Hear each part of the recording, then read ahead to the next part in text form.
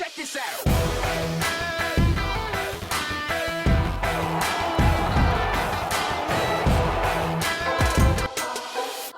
Salut l'équipe, c'est Val. Quelle victoire de la France tout à l'heure et quel plaisir de voir nos bleus jouer et avoir du caractère. Pour une fois on a vibré devant un match de l'équipe de France et c'est pour cette raison que j'ai voulu faire cette vidéo dans laquelle on va se rappeler de ces quelques matchs où notre équipe nationale nous a fait vibrer. Comme tout à l'heure, bien sûr le match contre l'Argentine m'a fait vibrer, mais il ne sera pas dans la liste pour deux raisons. Tout d'abord pour les droits d'auteur que je n'ai pas, évidemment pour le fait que c'était tout à l'heure le match dont vous vous en souvenez évidemment. J'ai mis 4 matchs dans cette liste, il y en a évidemment beaucoup plus, il y en a qui ne seront pas dans la liste et je les garde pour une prochaine vidéo si jamais la France dans cette Coupe du Monde nous fait à nouveau vibrer. Je sortirai la partie 2 de cette vidéo. Bref, je pense que vous avez compris, c'est parti.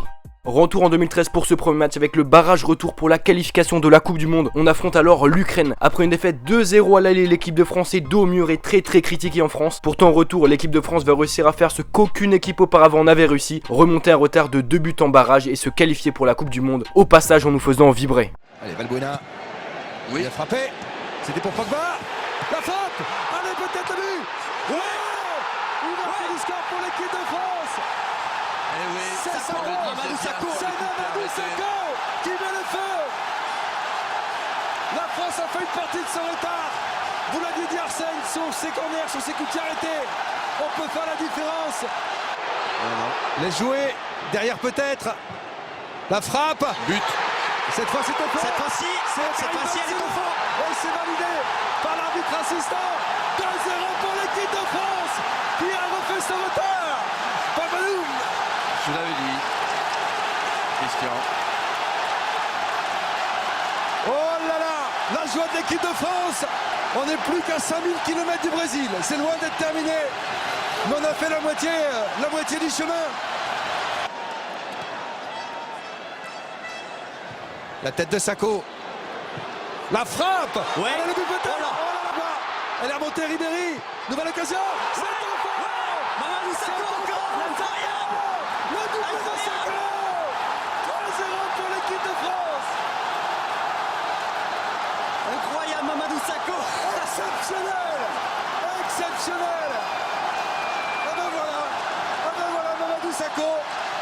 Il aura un lien avec Lilian Thuram. Là, on y est. À mon avis, on n'est pas prêt de le revoir avec Camailloré.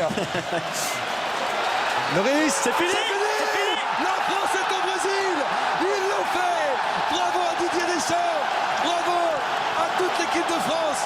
Ce soir, c'était une équipe. C'était pas une sélection. Bravo messieurs, bravo Didier. Bravo à Mamadou Sakho aussi. Bravo à Sakho. Bravo à Camaille. Bravo à... Le deuxième match qui nous a fait vibrer en tant que Français, bon j'avoue j'avais 2 ans mais je l'ai revu pas mal de fois et j'ai vraiment vibré, alors j'imagine que ceux qui l'ont vécu en direct ont vibré. C'est le France-Italie en 2000, champion du monde en titre, on affronte en finale de l'Euro notre éternel ennemi, l'Italie. Pour ceux qui n'ont jamais vu le match, sachez qu'à l'époque il y avait la règle du but en or dans les prolongations, c'est-à-dire la première équipe qui marquait s'imposait. Je vous laisse apprécier ce qui va se passer, en tout cas sachez que c'est l'un des plus beaux matchs de l'histoire de l'équipe de France. Here's Totti. Brilliant. Sotto and Del Vecchio.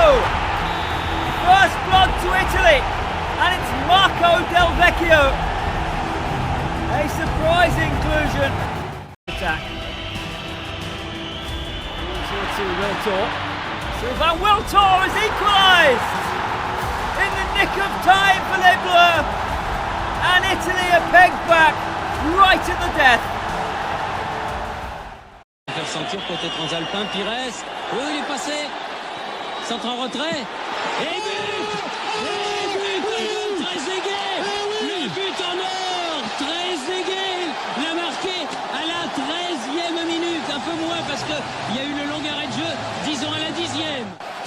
On continue avec un match beaucoup plus récent face à l'Allemagne en 2016, éliminé de très nombreuses fois en Coupe du Monde par les Allemands et notamment 2 ans plus tôt au Brésil lors de la Coupe du Monde 2014. Ce match avait vraiment une valeur symbolique mais également sportive pour nous, puisqu'une victoire nous permettait de nous qualifier pour la finale de l'Euro chez nous en France. Bref, un match pas forcément magnifique dans le jeu, mais qu'est-ce qu'on a vibré, je vous laisse apprécier. Trophy carrier Muller. Brilliant. Griezmann! Good save by Neuer. Griezmann reaches the follow-up himself. So Griezmann corner driven into Patrice Evra. Clash of heads. And the ref. Is he giving France a penalty? He's given France a penalty. He's facing Neuer. He scores!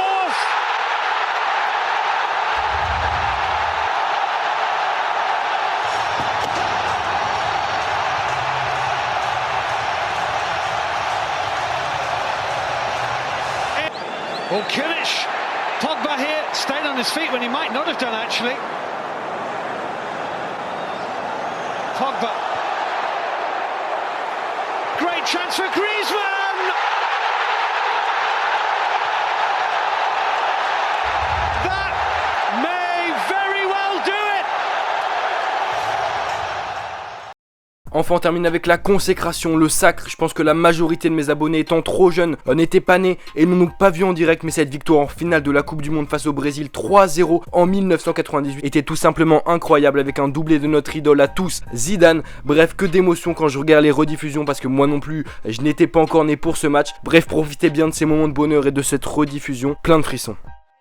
Emmanuel Petit qui va de la tête, ce ballon, Emmanuel Petit qui la frappe au pied poteau, Zidane, l'ouverture du score, le but de Zinedine Zidane, de la tête, Tafarel ne peut strictement rien faire. Jeannot, j'allais dire une grosse bêtise, je me disais, mais pourquoi c'est Manu Petit qui est bon de la tête qui va le frapper?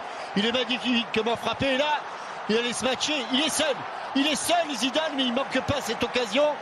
Magnifique et de la partie, Djorkaeff qui va frapper la tête de Zidane, le but, le doublé c'est pas possible de Zinedine Zidane qui va embrasser le maillot vers le virage nord du Stade de France.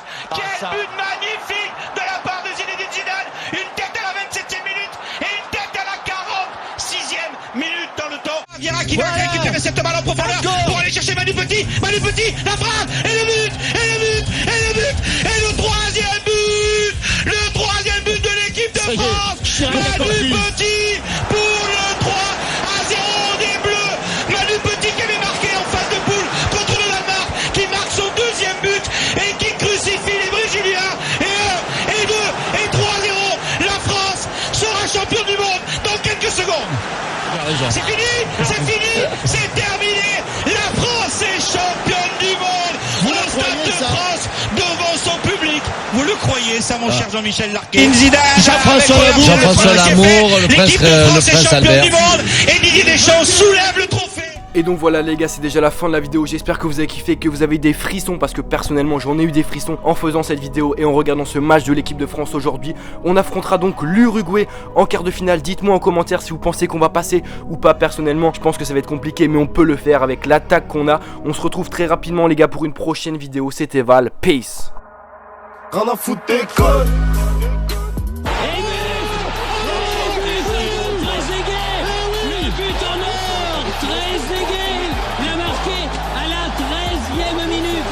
Parce qu'il y a eu le long arrêt de jeu, disons à la 10e. Bien nos gueules, comptons bien notre âge.